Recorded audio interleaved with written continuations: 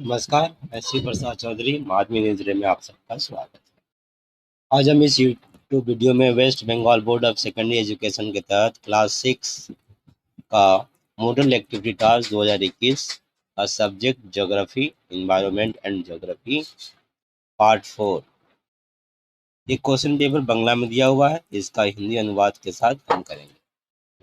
अपने अपने स्कूल में दिया रहेगा, जैसे जैसे दिया रहेगा वैसे करिएगा, लेकिन कुल मिलाकर देखें क्वेश्चन नंबर वगैरह ए बी सी की जगह क ख ऐसे कुछ दिया रहेगा और प्रश्न यही है, सही जोड़े चुने। इसमें सही जोड़ा क्या होगा? ग्रह, उनका अपना प्रकाश है, क्षुद्र ग्रह, ग्रह से बड़ा आयतन, उपग्रह, एक तारे के प्रकाश से प्रकाशित, उल्का, एक पुंज के साथ एक चमत्कार, आकाशगंगा। इसमें से सही जोड़ा कौन है? आप समझ रहे हैं, तारे के प्रकाश से प्रकाशित ग्रह भी होता है, उपग्रह भी होता है। ये रहा आपका सही जवाब। अब तो देखा है चांद, चांद सूर्य के आपका पृथ्वी के चारों तरफ घूमता है और पृथ्वी सूर्य के चारों तरफ घूमते हैं। जो सूर्य के चारों तरफ घूमता है वो ग्रह, और जो ग्रह के चारों तरफ घूमता है वो उपग्रह। ठीक है, ये उपग्रह है। कौन सा? चांद। वैसे वैज्ञानिक भी उपग्रह बनाते हैं, मानव के लिए जो भेजा जाता है अंतरिक्ष में। तो यहाँ पर जो उपग्रह का बात है प्राकृतिक उपग्रह का है, वो है आपका चांद। उदाहरण में बता रहा हूँ। तो एक तारे के प्रकाश से प्रकाशित होता है, तो ये सूर्य के प्रकाश से प्रकाशित होता है उपग्रह। अगला आते हैं उत्तरी गोलार्ध में। मैं आपको चित्र द्वारा दिखा दूं। देखिए चित्र में सूर्य है और ये सब ग्रह उपग्रह है जो आपस में घूम रहे हैं। दूसरा प्रश्न, उत्तरी गोलार्ध में भूमध्य रेखा के समानांतर चलने वाली काल्पनिक रेखा है। उत्तरी गोलार्ध में, उत्तरी गोलार्ध ऐसा है, ये पृथ्वी इसके दो भागों में बांटा गया है, जैसा चित्र देख रहे हैं। आधा वाला उत्तरी गोलार्ध है, यहाँ से जो आधा है दक्षिणी गोलार्ध। तो उत्तरी गोलार्ध और ये दक्षिणी गोलार्ध। अब ये भूमध्य रेखा के समानांतर चलने वाली काल्पनिक रेखा है। चलिए इस चित्र द्वारा समझते हैं। देखिए ये जो पीली रेखा है वो भूमध्य रेखा है 0 डिग्री। इसके उत्तर में जो है ऊपर में उत्तरी गोलार्ध है। तो नॉर्थर्न हेमिस्फीयर उत्तरी गोलार्ध में आप देख रहे हैं ट्रॉपिक ऑफ कैंसर और आर्कटिक सर्कल, ये दो ही आ रहा है। जैसे ये बना इसके समानांतर है, मतलब समान दूरी पर है। समानांतर मतलब समान दूरी, जैसे कि रेलवे के पटरी देखते हैं, दोनों के बीच का दूरी, लाइन के बीच का दूरी समान होता है, इसे समान यहाँ से यहाँ जो दूरी है वही दूरी यहाँ से यहाँ, तो समानांतर रेखा है ये। जैसे इसी तरह से ये वाला है, ये दो गो है। तो इनमें से कौन सा है? आपका एग्जाम्पल में दिया हुआ है मकर रेखा, कर्क रेखा, प्रधानमंत्री मध्यान्ह और प्रधान मध्यान्ह और अंटार्कटिक वृत्त। ये जो मकर और कर्क, एक कर्क रेखा है, इंग्लिश में इसको कैंसर बोलते हैं। ये देखिए कर्क रेखा 37 डिग्री और ये मकर रेखा कैप्रिकॉर्न मकर रेखा। तो उत्तरी गोलार्ध में तो यही है ना, उत्तर हो जाएगा आपका ट्रॉपिक ऑफ कैंसर 37 डिग्री, जबकि कर्क रेखा। फिर आगे देखेंगे उत्तर को कैसे सजा कर लिखना है। कर्क रेखा गुजरती है अरुणाचल प्रदेश, महाराष्ट्र, हिमाचल प्रदेश, पश्चिम बंगाल। भारत उत्तरी गोलार्ध में पड़ता है, तो भारत की किस जगह पर ये भारत के प्रदेशों का नाम है, तो कहाँ से गुजरता है उसको भी हम आपको दिखा दें। देखिए इस चित्र को अच्छा से, कर्क रेखा भारत के 8 राज्यों से गुजरती है, गुजरात, राजस्थान, मध्य प्रदेश, छत्तीसगढ़, झारखंड, पश्चिम बंगाल, त्रिपुरा और मिजोरम। ये कर्क रेखा का दिख रहा गुजर रही है यहाँ से होकर, ये लाइन है। तो पश्चिम बंगाल से होकर जाती है, क्योंकि यहाँ महाराष्ट्र, हिमाचल तो है नहीं, और नहीं अरुणाचल प्रदेश है, बल्कि गुजरात, राजस्थान, मध्य प्रदेश, छत्तीसगढ़, झारखंड, पश्चिम बंगाल, त्रिपुरा, मिजोरम है, तो पश्चिम बंगाल है ही।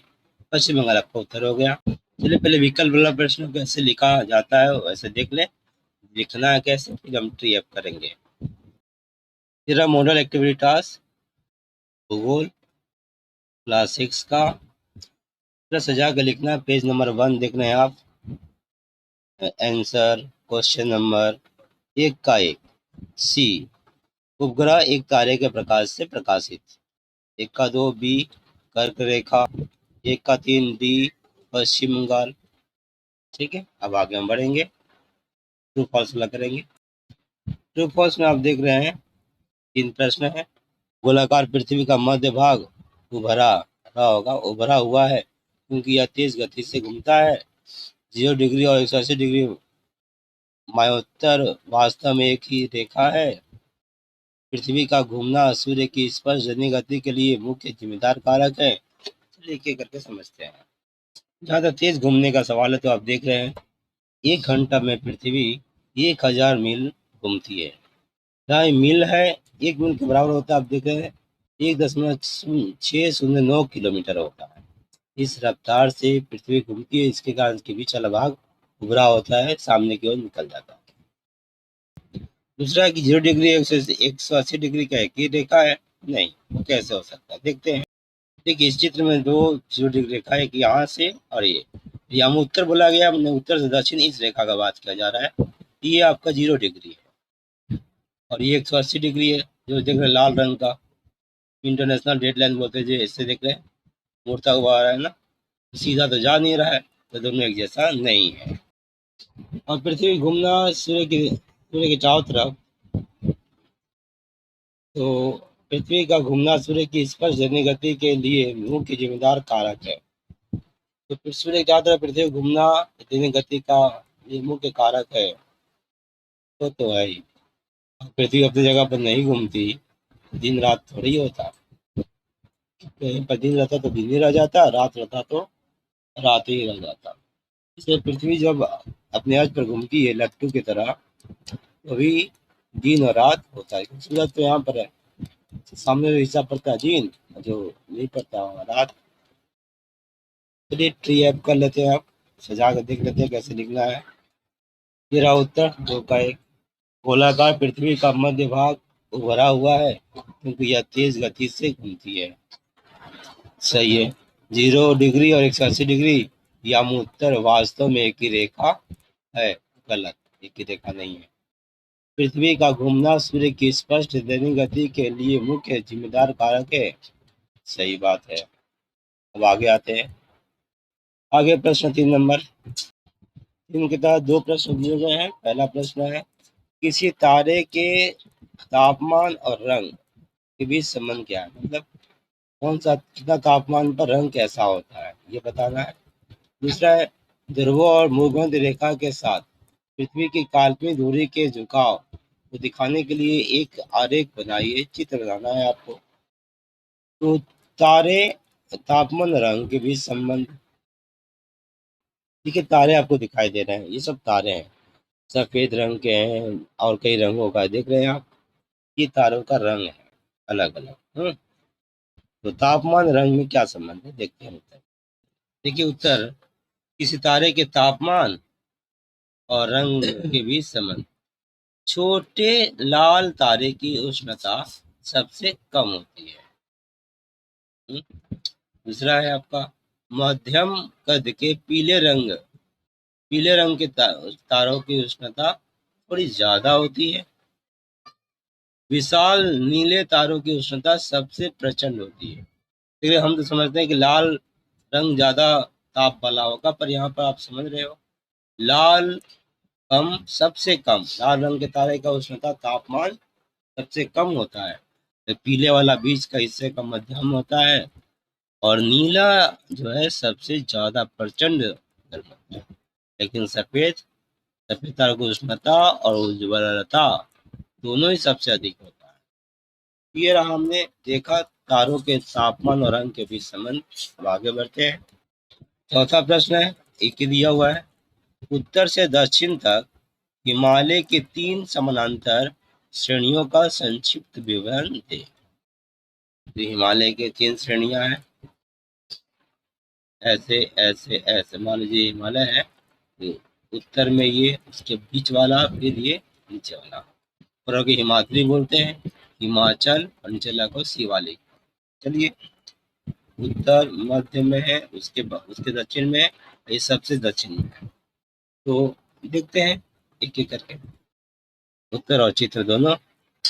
और उसके पहले ये तो देखे नहीं है ध्रुवों और भूमध्य रेखा के साथ पृथ्वी की काल्पनिक दूरी के झुकाव को चित्र द्वारा देख लेते हैं। ये रहा आपका पृथ्वी झुकाव देख रहे हैं। इससे नहीं हुआ, इसी तरह आपको इस चित्र को बनाना मैं दिखा दे रहा हूँ। ये रहा, आपको कंपास लेकर स्केल की सहायता से, कंपास ज़्यादा से पेंसिल कंपास से ये आपको ऐसे गोल करना है, ठीक है। और ये बस स्केल की सहायता से आपको ये कर देना है, झुकाव इतना होता है। तब चित्र में देखें ये अच्छा है, हो गया।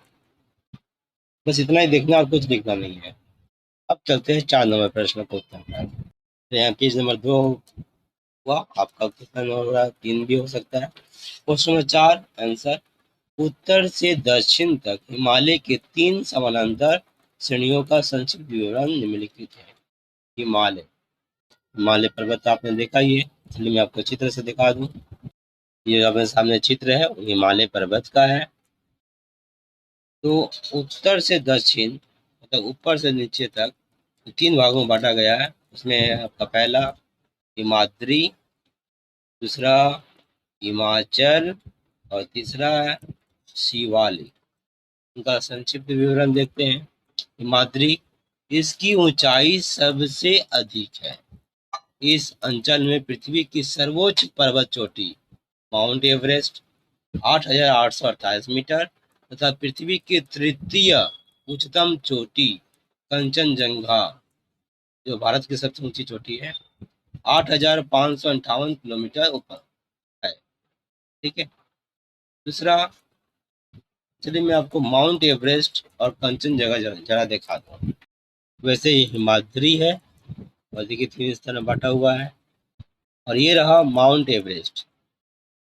एवरेस्ट पर्वत दुनिया का सबसे ऊंचा चोटी माउंट एवरेस्ट। और ये रहा कंचनजंगा।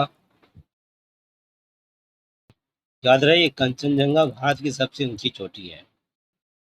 आगे हिमाचल, ये हिमाद्री के दक्षिण में है। हिमाद्री है, इसके दक्षिण में है। कश्मीर घाटी, दार्जिलिंग, मसूरी, मनाली, नैनीताल, शिमला मनोरम के जैसे मनोरम प्राकृतिक स्थल होने से यहाँ प्रतिवर्ष बहुत पर्यटक आते हैं। और समझ रहे हैं, दार्जिलिंग, मसूरी, दार्जिलिंग तो पश्चिम बंगाल में है।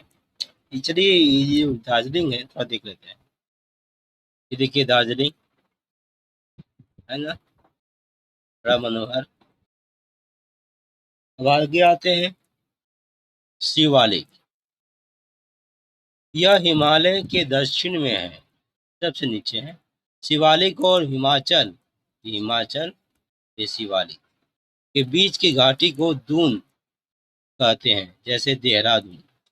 शिवालिक के घने पाद प्रदेश को तराई कहते हैं। तो ये देहरादून का मैं एक चित्र दिखा दे रहा हूँ। देखिए देहरादून, देख रहे हैं कितना अच्छा जगह लग रहा है ना।